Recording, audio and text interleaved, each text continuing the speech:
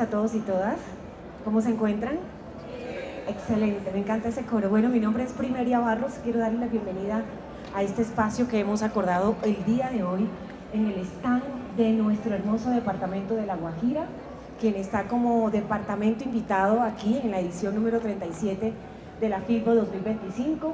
Un reconocimiento que se le hace a un territorio maravilloso que tiene cuna de grandes autores, escritores, de grandes artistas, de grandes gestores culturales y que vale la pena mostrarlos aquí en este espacio. Hoy tenemos un invitado muy especial. Antes de todo quiero darle las gracias a la Gobernación de La Guajira, a la Dirección Departamental de Cultura, también al Fondo Mixto para la Promoción de las Artes y la Cultura de La Guajira. Y quiero presentarles, que ya sé que muchos de ustedes lo conocen, a un gran escritor, Gabriel Eligio Torres García, a quien le doy la bienvenida a este espacio, y quiero leer parte de su perfil biográfico para que lo conozcamos mejor. Gabriel Eligio Torres García es nacido en Cartagena de Indias, Colombia, el 6 de abril de 1966. Es el quinto hijo de César Alfonso Torres y Rita García Márquez. Creció en medio de una familia numerosa donde se transpiraba literatura. Sin embargo, su vocación inicial lo inclinó hacia los números. Él es contador público.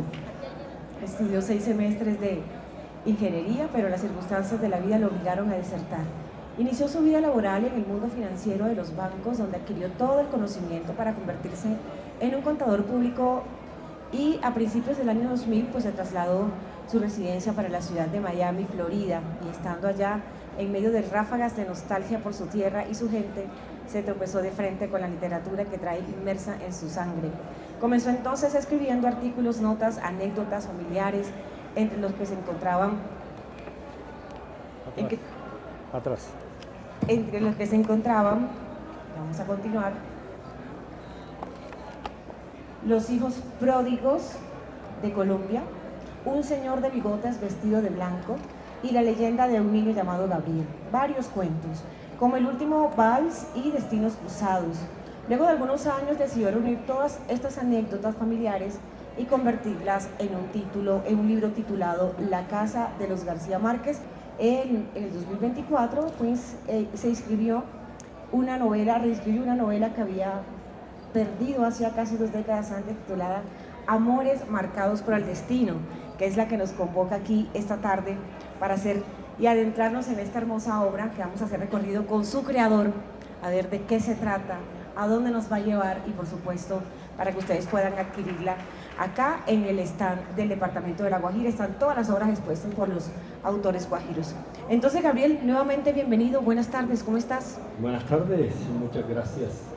Muy complacido con el departamento de La Guajira por esta invitación, departamento que considero tan mío, como lo consideraba mi abuela materna, quien era de Barranca, así como los tíos abuelos ribacheros. Entonces, muchas gracias por esta invitación a mi amigo Larry Guarán, que muy gentilmente me propuso venir hasta acá a mostrarles un poco de mi obra. Bueno, las raíces no se pierden jamás, y ese recorrido lo tuviste que hacer para llegar a esta obra. Y quiero preguntarte, ¿de dónde nace esa iniciativa de escribir Amores marcados por el destino y por qué ese título? Bueno, primero te contesto. Primero hablamos, son 2 preguntas. Sí. La primera no te la digo, te la leo. Y la segunda sí, te la responderé. Perfecto. Bueno, entonces leeré el prólogo, donde les cuento todo, de dónde surgió esta, como decía mi abuela Guajira, de dónde surgió esta ventolera. A mis escasos 8 años de edad, escuché a mi abuela materna Luisa Márquez decir una frase que, viniendo de ella, no resultaba nada extraña. Témanle a los vivos, no a los muertos. Era la mujer más crédula que yo recuerde. En su universo guajiro, todo lo mítico, además de ser posible, era cierto. Según ella, solo se trataban de eventos sin importancia que hacían parte de la vida cotidiana. Le comentaba en ese momento, preocupada, a Gabriel Eligio García, mi abuelo, el problema de carácter doméstico que aquejaba a la vecina de enfrente.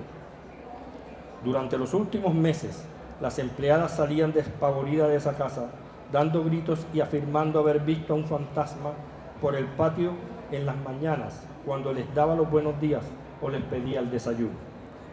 Lo más extraño para todos no era el hecho del fantasma como tal, porque ya nos habíamos acostumbrado al tema, sino que, sin llegar a conocerse unas con otras, las empleadas domésticas coincidieron en los más mínimos detalles al momento de describir a la mujer alta, de cabello rubio hasta la cintura, que vestía una bata blanca tan larga que al caminar causaba la sensación aterradora de la ingravidez.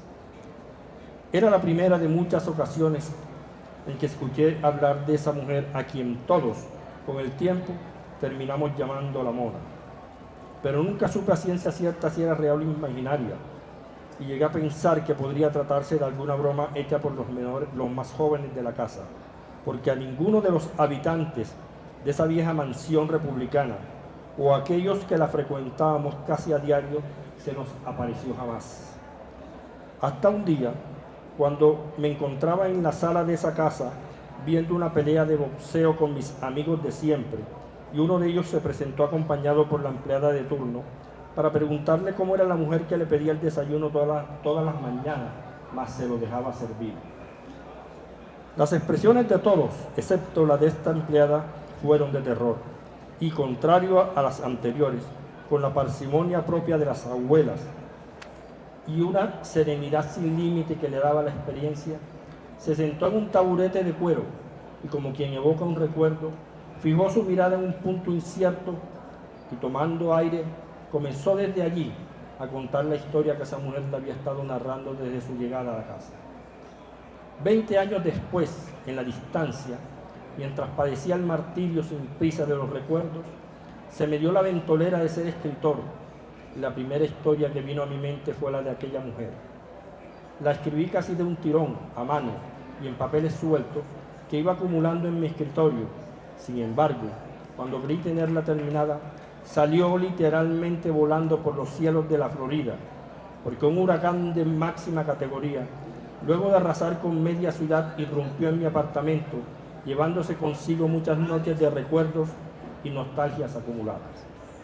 Un par de años después, cuando regresé a mi país, lamentando lo sucedido, le comenté a mi maestro y tío, Gabriel García Márquez, lo sucedido con la novela, y a su manera de siempre, para ponerme los pies sobre la tierra sin llegar a desanimarme, respondió: no te preocupes por eso, Gabo Gabo.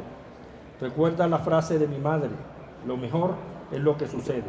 Y estoy casi seguro de que si esa novela se perdió es porque iba a ser mala. En mi experiencia te digo que si la historia persiste, tienes ahora el compromiso de reescribirla y yo de leerla, por supuesto. Pasó algún tiempo antes de decidirme a reescribirla, pero hoy, 18 años después de esa conversación con mi tío, aunque lastimosamente no alcanzó a leerla porque me tardé más de lo previsto, en honor a él, inspirado por él, le puse punto final y la solté al mundo, para que mis lectores puedan conocer en realidad quién fue aquella mujer misteriosa a quien todos llamábamos la Mona. Esa es la historia de dónde proviene esta idea, este libro, o este sueño, porque realmente era un sueño cuando empezó todo esto de ser escritor, después de ser contador público muchos años, y de no haber leído un solo libro de Gabo en mis primeros 30 años. Bueno, es inevitable en ese recorrido que haces por el prólogo, nos da una introducción, un recorrido claro de lo que es este contenido, y hablas de la Mona, que la vamos a conocer en detalle, quién era la Mona, porque yo no sé si sigue apareciendo. Aún sigue apareciendo. Bueno, ¿quién es la Mona? Pero es inevitable hablar de Gabriel García Márquez. Claro. Gabriel García Márquez ha sido un referente literario para muchos escritores, incluso a nivel mundial, por ser Premio Nobel de Literatura, y que incluso cuando hablábamos inicialmente de las raíces, de esas raíces que tú tienes en el departamento de La Guajira, especialmente en Riohacha, a través de tus abuelos y abuelas, cómo ha marcado sabemos que desde niño, porque tuviste la oportunidad de convivir en su casa, pero hablando ya como escritor, ¿de qué manera marcó o ha marcado ese recorrido literario que has llevado como escritor? ¿De qué manera ha marcado Gabo? Claro que sí. Bueno, el solo hecho de crecer en medio de una familia numerosa, donde se transpiraba literatura, porque el hermano mayor y el menor ambos eran escritores. Yo pienso que lo fue condicionando a uno para ser un contador de historias. Yo empecé contando números, pero en algún momento la vida me fue llevando por asuntos del destino y terminé contando historias. En ese momento me di cuenta que ese ambiente en que crecí, no solamente rodeado por Gabo, sino por una abuela guajira que me contaba historias de la familia, que me contaba las historias más asombrosas, que me decía que un señor por allá por su tierra pasaba por Aracataca, un señor que era de su tierra, de aquellos lados de la provincia, porque ella le decía era la provincia, pasaba por Aracataca cuando era una niña cantando las noticias de la región, y que ese señor había vencido al diablo cantándole el credo al revés. A mí me parecía una noticia común y corriente, porque la decía ella, y viniendo de ella cualquier cosa podría ser posible. Pero viéndolo bien, un niño que crece escuchando ese tipo de historia, una abuela que le habla a uno en metáfora, donde para ella todo lo mítico puede ser, no solo es posible, sino que es verdad. Entonces, ese ambiente en que yo crecí, un tío que de pronto salía de la cocina diciendo este jugo sabe a ventana, o este pescado me sabe a rincón, o el sonido de un becerro que sonaba y se iba y durante toda la noche parecía un faro. Esos similes que ayudaron a Gabo también, obviamente fueron fundando en mí esa estructura para poder contar historias. Me remito a una manera en que Gabo se alimentaba de todas esas reuniones familiares, unas reuniones que él bautizó como Rincón Guapo. El Rincón Guapo no era sino una manera de ejercitar la memoria, lo que llamamos la tradición oral de los abuelos, sí, de contar de historia en historia. Y en algún momento Gabo discutía con mi abuela porque ella no quería que se publicara Crónica de una muerte anunciada. ¿Por qué razón? Porque era revivir para los protagonistas de la vida real un dolor que ya se creía extinto. La madre de Cayetano Gentile, el protagonista, el Santiago Nazar de la vida real, la madre de él era la madrina de mi tío Hernando, padre de mi primo que aquí está acompañándome con la delegación de Puerto Rico, que gracias por acompañarme. Entonces mi abuela pero se oponía a que Gabo hiciera eso y comenzó a contarnos la historia a todos de la crónica de una muerte anunciada. Gabo en ese momento estaba como medio empantanado con la novela porque él mataba al protagonista al final de la historia, pero él pensaba o sabía que si un lector necio se iba al final, era como la película de misterio que tú vas entrando y llega un gracioso y te dice el asesino del jardinero. Se cayó la historia. Pero mi abuela comenzó a contar el día en que a Cayetano lo mataron, yo lo había invitado a desayunar carimañola a la casa. Y Gabo dijo, eso era lo que yo estaba necesitando. Ese era el enganche que yo necesitaba. Y por eso es la crónica de una muerte anunciada. Y por eso lo mata al principio. Entonces ahora el lector se va a ir detrás de ese tipo durante todo el libro a ver cuándo lo matan y cómo lo matan. Gabo se alimenta de ese tipo de esa tradición oral, de esas reuniones de la familia donde se contaba de todo y de lo mismo. Ahí, en ese medio, yo pienso que está sustentada mi literatura, en la manera como ella me contaba las cosas, en las metáforas de mi abuela, en los dichos de las abuelas. Ella le agregaba agregaba a los dichos que ya estaban. El mico sabe en qué palo trepa, y ella le ponía, ¿por qué no se monta en el de limón? Entonces, ese mundo en que ella creció, con metáforas que con una sola frase sintetizaban todo lo que yo necesitaría en una página para poder contar. Así que ese fue la influencia que yo tuve. Obviamente Gabo estaba ahí. Cada vez que llegaba de visita a la casa de mis abuelos, ahí estaba yo. Y como yo estuve muy cerca de mi abuela, porque gracias a que durante muchos años ostenté el título de nobleza del peladito de los mandados. Entonces yo siempre estaba ahí, a mí era el que me llamaba, ven para que vayas a comprarme la leche, porque, ¿sí? Y siempre estaba ese necio escuchando los comentarios de los demás. Bueno, hay varias cosas con relación a lo que mencionas. Y una muy importante que quiero resaltar es la oralidad, que la oralidad hace parte de nuestra idiosincrasia, del quehacer en cómo un creador, ya sea un pintor, ya sea un compositor de la música vallenata, ya sea un artista, ya sea un escritor, se nutre de oralidad. Claro. Particularmente en el departamento de La Guajira, que están 5 etnias indígenas, los Cogi, los Arhuacos, los Guigos, los Arzario, y los más numerosos, tanto en territorio como en población, que son los indígenas Guayú. Su corazón, el corazón de la cosmovisión y lo como ha trascendido la cultura es a través de la oralidad. Y muchos de nosotros recordamos, si somos de la provincia, como decía tu abuela, cuando los abuelos se sentaban en las tardes a contarnos historias, y eso iba nutriendo, iba nutriendo, iba nutriendo.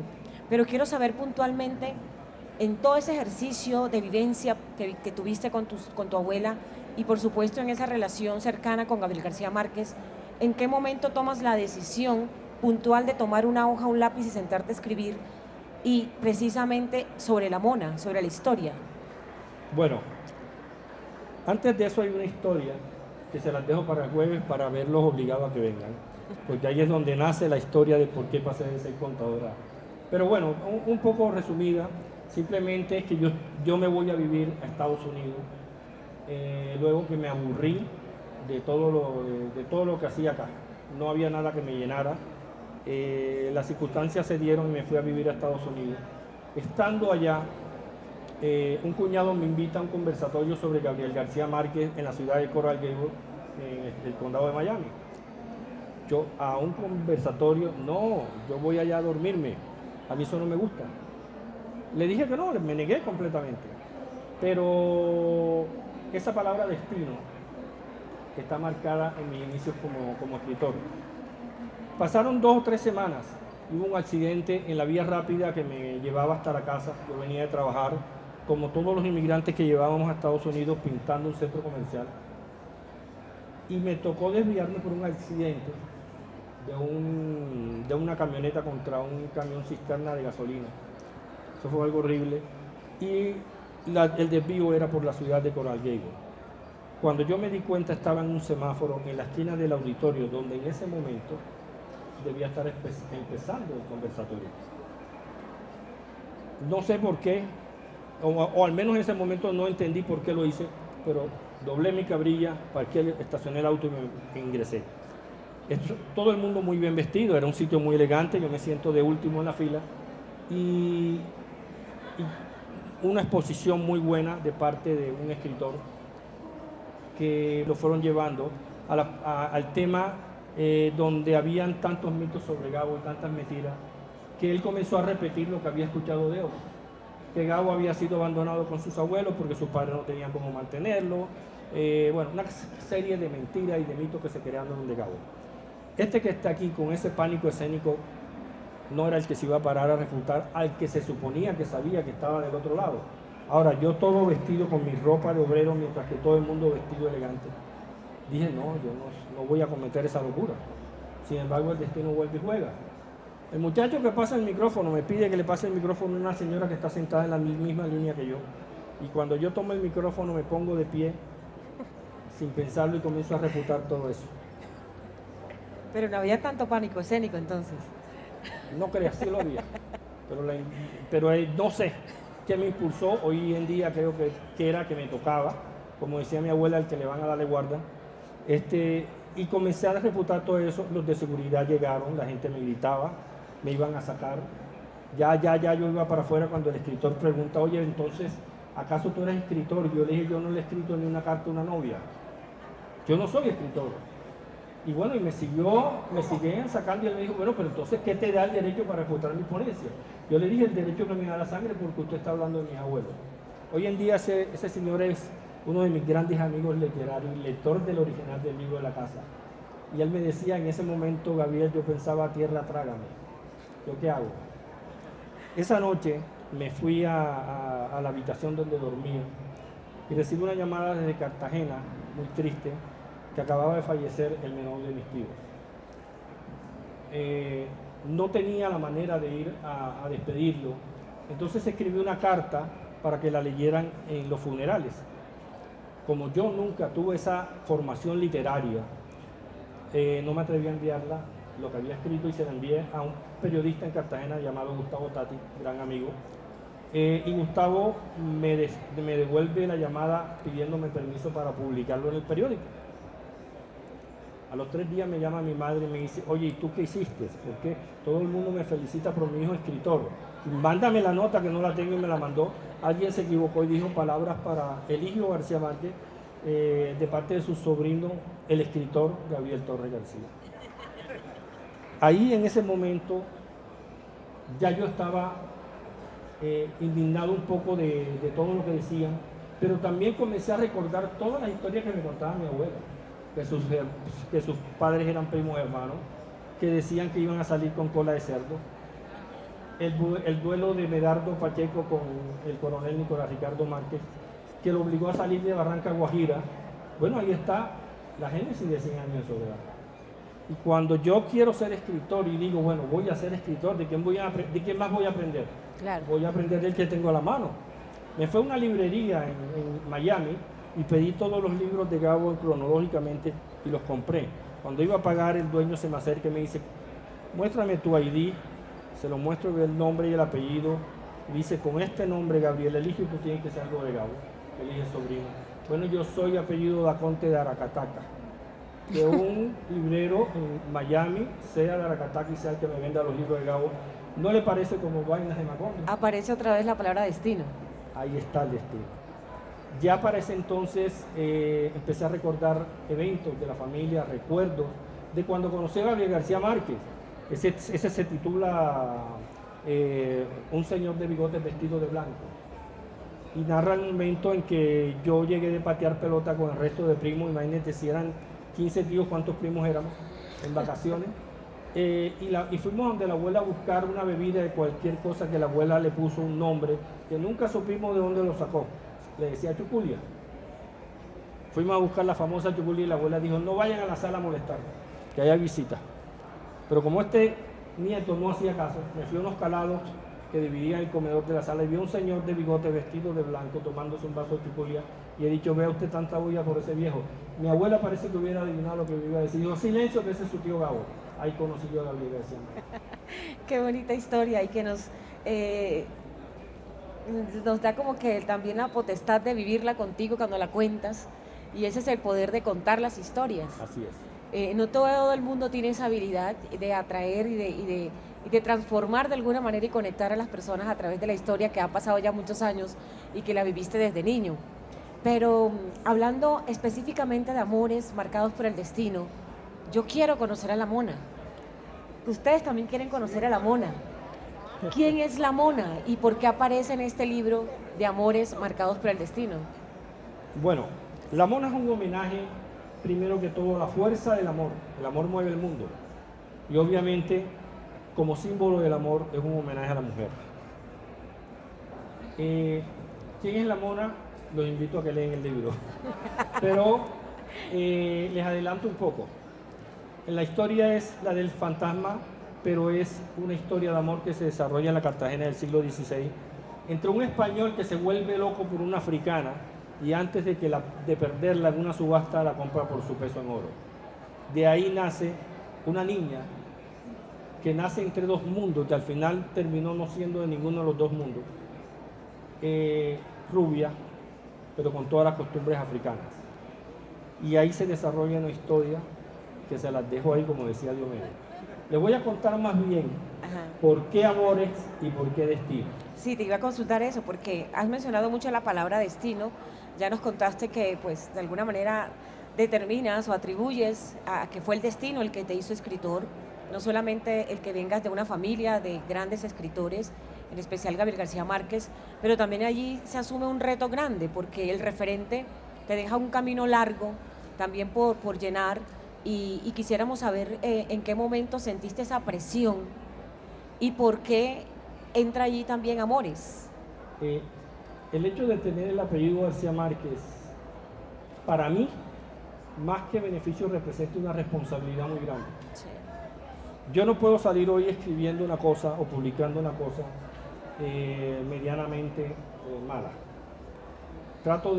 Me exijo a mí mismo un trabajo, tengo un régimen de trabajo de 4:30 de la mañana hasta donde pueda,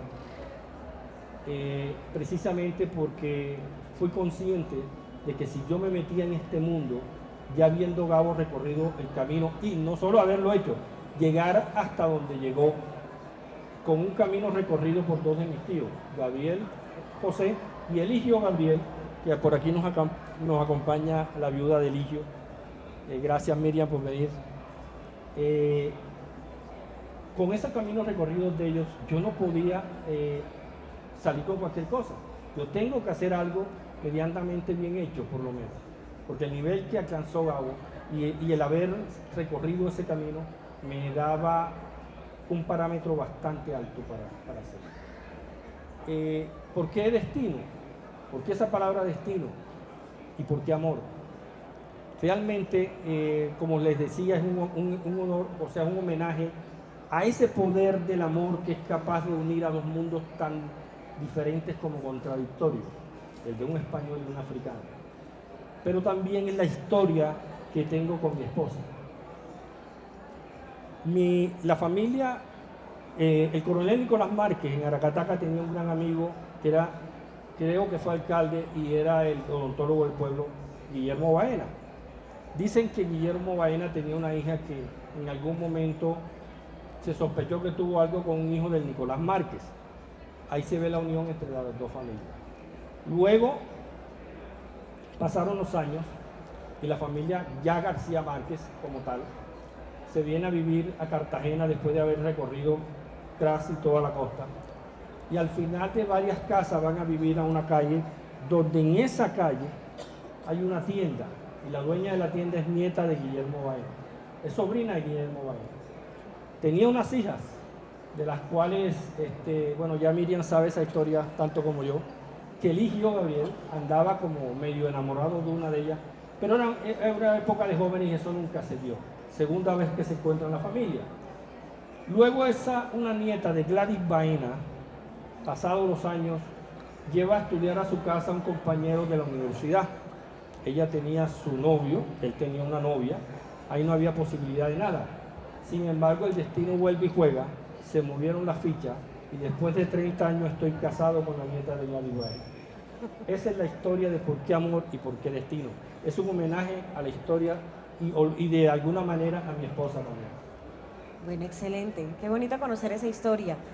Pero quisiéramos saber puntualmente, todo lleva un proceso creativo y hay que reconocer que tal vez aunque se tenga el insumo, aunque se tenga esa fuente de nutrir esas ideas, esos cuentos, esas historias, y aunque se tenga la habilidad para sentarse a escribir, todo lleva un proceso creativo y todo lleva un antes, un inicio y un final. En ese proceso creativo, ¿qué transcurrió, qué tiempo pasó para poder lograr esta obra? Y además que nos cuentes alguna anécdota, si en algún momento, luego de ese ventarrón que irrumpió tu ventana, que mencionabas en el prólogo, ¿tuviste la idea de parar o dejar las cosas ahí?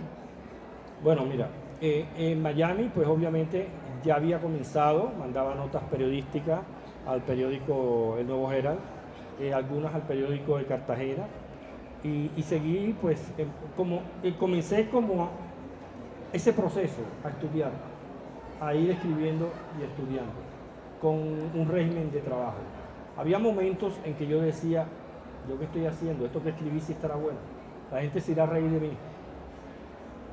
Y bueno, sin embargo, al día siguiente me levantaba con una idea nueva para escribir y siempre me iba saliendo una historia por contar.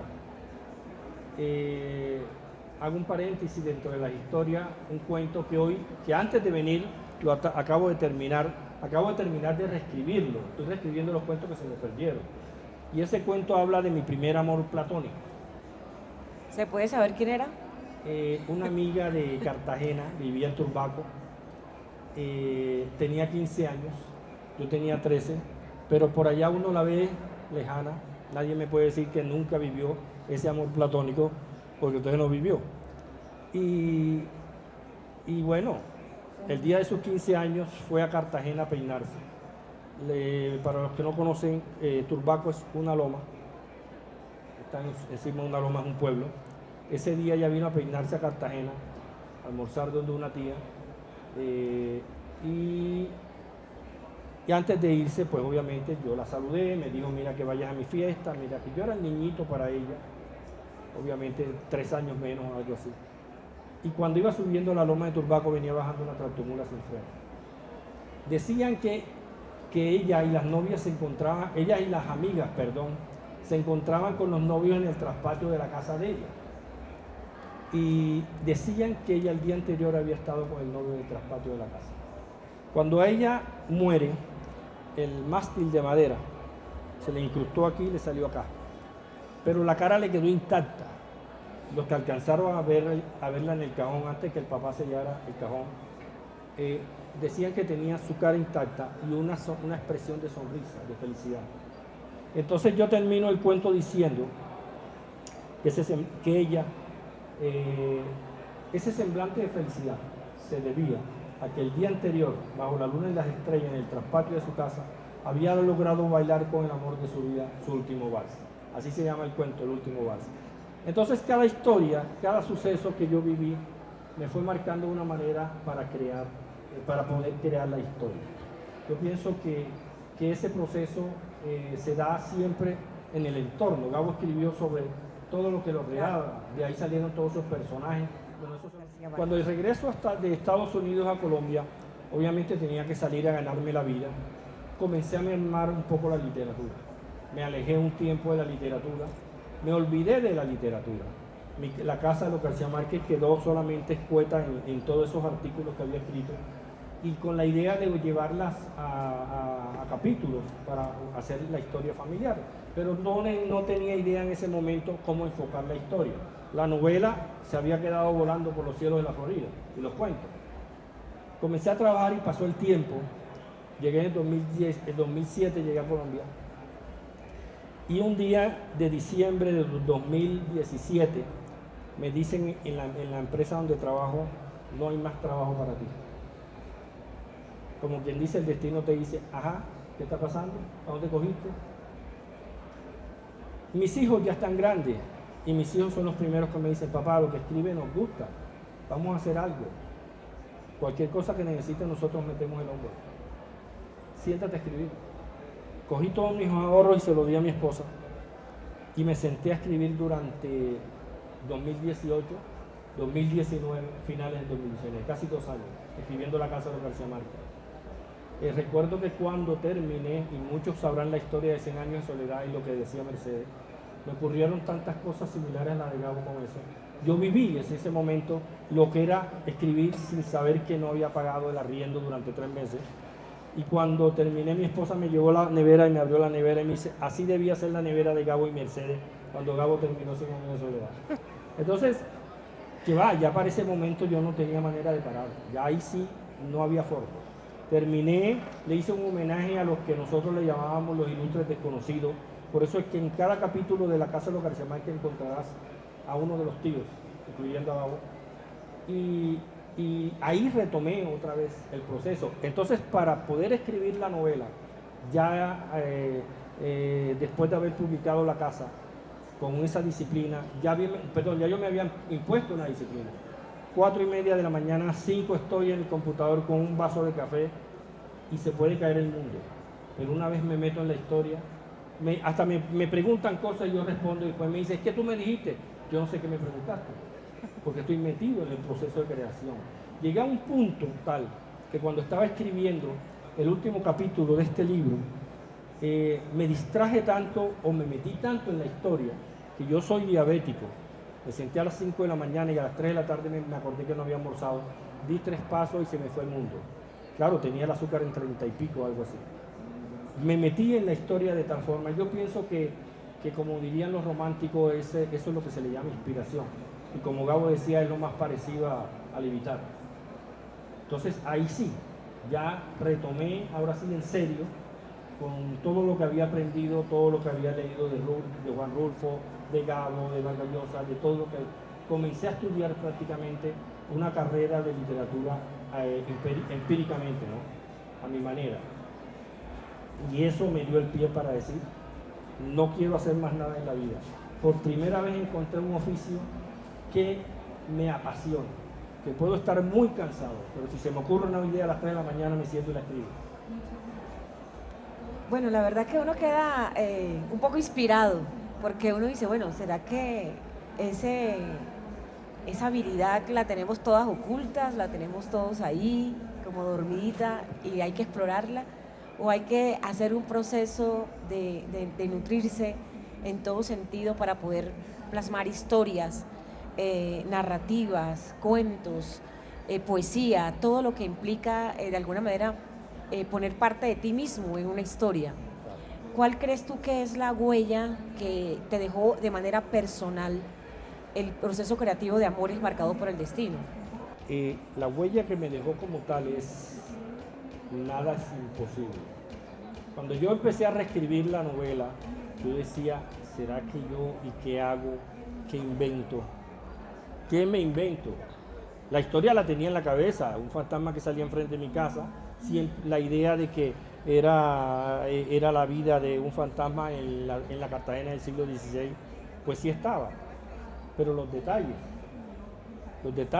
pero me sorprendió una circunstancia. Yo casi siempre he escrito por instinto, más que por formación. Y durante la narrativa se me iban apareciendo los personajes y se me iban apareciendo las situaciones. De una manera, por ejemplo, un personaje va caminando, saliendo de la Cartagena antigua hacia lo que hoy en día se llama Barrio de Manga en Cartagena, y de pronto pasa un coche y se baja una señora y le declara su amor, y ahí se forma otro bololón dentro de la historia dentro de la historia, y todo eso me iba saliendo sin planearlo, simplemente me iba surgiendo durante el camino. Fíjate tú, hasta el nombre original siempre estuvo Amores y Destinos, pues se llamaba Los Destinos del Amor. Okay. Pero cuando yo estoy al final de ese capítulo, que lo escribí con una pasión que yo pienso que otra de las cosas que me apasionaba era cantar vallenato. Desafortunadamente las cuerdas vocales no me permitieron seguir haciéndolo. Iba en la mitad del camino cuando de pronto me salió, porque los amores marcados por el destino son inalterables hasta mucho más allá de la muerte. Y dije, este es el nombre del libro. Aquí está, me saltó el solo. Y ahí salió el nombre del libro. Bueno, y la portada fue otra historia. Sí, esa nos gustaría conocerla. Es una portada muy bonita. Aparece allí la figura de una mujer rubia, con cabello largo hasta la cintura, vestida de blanco, y en un camino que parece ser infinito. Claro. Esa infinidad hace parte de lo que representa a ella como tal vez una figura que no existe para algunos porque nunca la has visto. Te pregunté eso en una conversación, si habías visto a la mona, porque particularmente todos los que la vieron no vivían en esa casa. Pero en ese mundo, en ese camino infinito, sigue la mona allí presente. ¿Habrá segunda parte de esta historia? No lo había pensado. Ya me han propuesto 2 veces llevarla al cine, pero todavía no he pensado en hacer una segunda. Pero mira, es simplemente el personaje, y aquí les voy a adelantar otro poquito. El personaje queda, y eso sí me agarra un poco de Juan Rulfo y Pedro Páramo. El personaje nunca sabe, sino hasta lo último, que ya está muerto. ¿Cuándo murió? Averígüelo, léanlo. Bueno, esa es una forma de invitarlos a ustedes a adquirir el libro. Ya les mencioné, ahí está Delia, nuestra amiga encargada del stand, donde están todos los ejemplares, donde lo pueden adquirir. Y reitero la invitación para el día miércoles a las 6 de la tarde aquí mismo, para que sigamos contando historias con Gabriel, conociendo más detalles de esa hermosa familia, de una familia que ha marcado no solamente en el área de la literatura, sino en otras áreas, y que tiene sus raíces muy marcadas en lo que tu abuela llamaba la provincia, en lo que es ahora Riohacha como capital del departamento de La Guajira. Y que muchos, y quiero preguntarte eso porque ya que estamos hablando de historias, hay muchas historias que circundan en ese quehacer y en ese también celo de territorio de uno como guajiro, decir, es que Gabriel García Márquez lo hicieron en Riohacha, por decirlo de alguna manera. Es que él tiene sus raíces en La Guajira, es que fue inspirado, es que las mariposas amarillas y todo ese mundo macondiano fue inspirado y nutrido en territorio guajiro. Entonces, hace parte de ese celo que tenemos de regionalismo también, de decir, ¿por qué Aracataca y por qué no Riohacha? Y eso es también como un pequeño abrebocas de lo que vamos a hablar el próximo miércoles, escudriñando un poco y haciendo ese hilo conductor generacional de la familia García Márquez. ¿Hay algo que anotar al respecto de eso? Bueno, nada, yo pienso que hay tantos mitos de Gabo. Sí. Se han creado tantas versiones, tantos mitos, que una vez, y eso lo corroboré hace poco, hace muchos años, cuando salió El amor en los tiempos del cólera, yo recuerdo a mi abuela Luisa leyendo una edición única que Gabo mandó a hacer para ella, con la dedicatoria para la que me parió. Una vaina hermosa. Y estando ahí llegó Jaime García, uno de mis tíos que era ingeniero en La Guajira, creo que una carretera por Maicao o algo así, con la versión de que Gabo había nacido en Riohacha. Abuela, mamá, están diciendo que Gabito nació en Riohacha. ¿Cómo? Gabito no nació en Riohacha. Y luego con el tema llegó un momento en que ella, con sus respuestas metafóricas y su manera de cortar las cosas, dijo: bueno, ¿y ellos qué creen? Que yo no sé dónde parí. Sí es cierto, lo hicieron en La Guajira y les voy a adelantar un pedacito de eso. ¿Por qué? La historia es así. Después de una guerra que le hicieron los abuelos Márquez y Guarán al abuelo Gabriel García Martínez, a ella se la llevaron en un viaje desde Aracataca, se la llevaron para La Guajira, a donde los familiares, para que se olvidara del telegrafista ese forastero que acababa de llegar al pueblo. Y la abuela Tranquilina, como estrategia, hizo regar la bola de que ellas iban a quedar viviendo en Barranca nuevamente, porque ya el problema del duelo con Medardo Pacheco pues se había calmado. Mi abuelo, tratando de pisar adelante, pidió la telegrafía, porque era telegrafía de Aracataca, él pidió la telegrafía de Barranca, pero como al estar ocupada le cedieron la de Riohacha. Y él se fue para Riohacha. Cuando la abuela Tranquilina regresa con mi abuela Luisa Márquez a Santa Marta, donde el tío Juanito, hermano de mi abuela, con la idea de dejarla ahí, pensando que Gabriel Eligio estaba en Aracataca, cuando llega se lleva la sorpresa de que ya mi abuelo venía en camino Riohacha, Santa Marta, para casarse con mi abuela. ¿Cómo lo hacían? Ellos hicieron, que Gabo creo que una vez anduvo preguntando la palabra cónclave. Eso, enclavijar, perdón, cónclave es la del sumo pontífice. Enclavijar. Y era unir todas las oficinas de telegrafía de la región. Ellos lograron hacer una red con todos los telégrafos de telegrafistas de la zona. El WhatsApp de la época. El WhatsApp de la época. Y mi abuela, inclusive, para ir a una fiesta de las primas, tuvo que ir solamente cuando le llegó el mensaje de que el novio desde Aracataca le daba permiso para ir a la fiesta. Ellos estuvieron en comunicación todo el tiempo. Por eso cuando ya ellos iban para allá, ya él sabía que ella iba a llegar a Santa Marta, ya él estaba radicado en Riohacha y la fue a buscar. En efecto, acudieron a Monseñor Espejo. Monseñor Espejo escribe una carta que por ahí existió muchos años en la casa y no sé dónde fue a parar, donde ya le decía a los abuelos Nicolás y Tranquilina que ahí no había más nada que hacer, que había que dejarlos casar. Entonces ellos se casan y se trasladan a Riohacha porque mi abuelo trabajaba en Riohacha. Claro. Sin embargo, esa rivalidad entre Gabriel Eligio y Nicolás Márquez continuaba. Mi abuelo no quería ceder, él estaba dolido con todos los desprecios que le hicieron. Y durante esos meses fue el embarazo de mi abuela con Gabo. Por supuesto que él mismo lo decía, lo ensamblaron en Riohacha. Y todos esos meses los vivió allá. Pero como mi abuelo no podía traerla a Aracataca y en su orgullo tampoco se lo permitía, Juan de Dios, el tío Juanito, fue de Santa Marta a Riohacha a buscarla. Y esa es la razón por la que Gabo nace en Aracataca. Y nace hasta un día antes de lo que estaba previsto. Ahí está la explicación, las cartas existieron, conociendo a cómo era Luisa y cómo adoraba ella a la provincia. Ella jamás hubiera negado que un hijo nació en Riohacha. Por el contrario, hubiera sido un orgullo para ella. Bueno, Gabriel, de verdad que ha sido maravilloso esta conversación. No quiero, en ese mismo celo, yo sé que muchos de ustedes también quieren participar, también tienen preguntas. Quiero cederle el espacio a ustedes para que sean los que interactúen también con Gabriel si tienen alguna pregunta sobre esta obra, Amores marcados por el destino.